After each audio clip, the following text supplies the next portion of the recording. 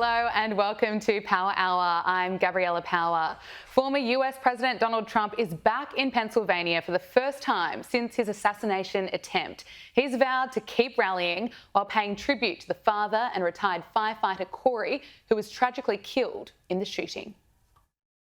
No, they did an amazing job.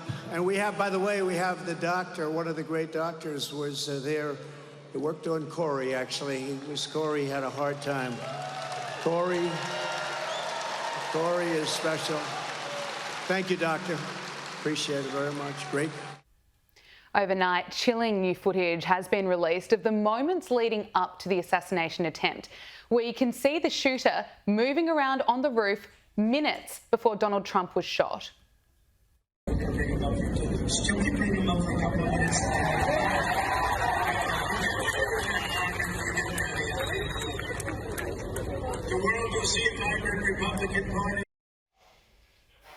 It's been almost 3 weeks since Trump was shot in the face. And how is it that we are getting new evidence and details from reporters and whistleblowers, yet the Secret Service cannot reveal a thing about what went so horribly wrong that day? This is what the new acting Secret Service director had to say at a Senate hearing.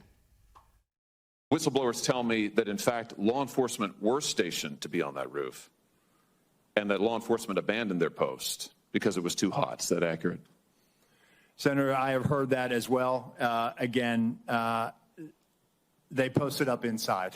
And I think moving forward, as I said earlier, we're going to ensure that state and local counter snipers are on roofs. But do you know if someone was supposed to be on the roof? Do you know if someone was in fact? That's what the whistleblowers tells me. That may or may not be accurate. Do you know that to be the fact? Was somebody posted to the roof, local law enforcement or whomever?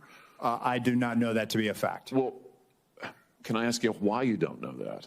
I'm also told that local law enforcement suppliers offered the Secret Service drones and you declined them. Is that true? So, Senator, one, I've been very transparent and forthcoming. Your agency has not been transparent and forthcoming, so please, let's not go there. The drones. Thank you, Were Senator. you offered drones? Senator So there was an offer to fly a drone on that day. And why did you deny it?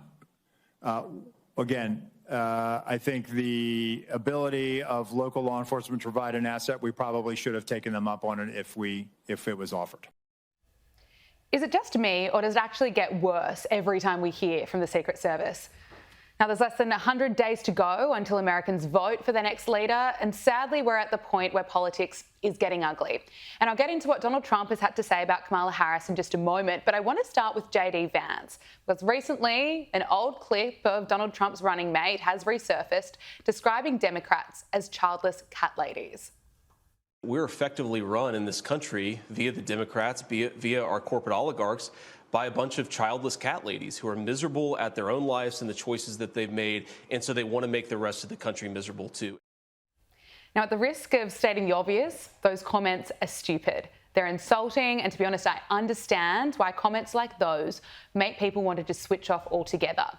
But it's important to remember that this is a soundbite from years ago that has been specifically selected by the mainstream media for you to hear without the context of what he actually had to say on the issue of children and the declining birth rate in America before he made those comments.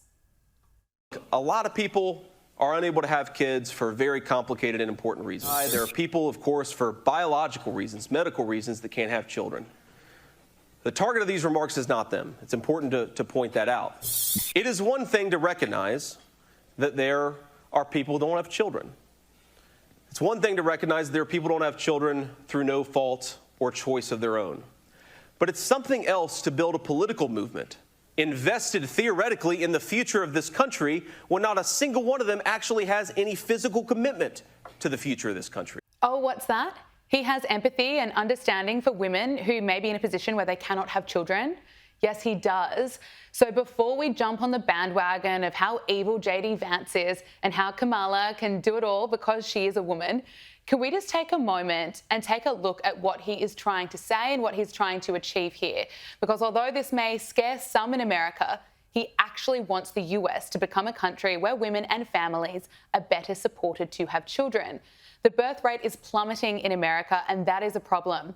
As well as the women who are choosing not to have children, there are plenty of women around my age who want to And despite having a great career, they feel that they can't, and they feel that they can't afford it. And that is a failure of the government. So was JD Vance wrong to make those comments? Of course he was. But do those comments from JD Vance make him a racist? Well, according to this MSNBC commentator, although JD Vance's wife is Indian and his 3 children are biracial, he only wants white children in America. The stats are there.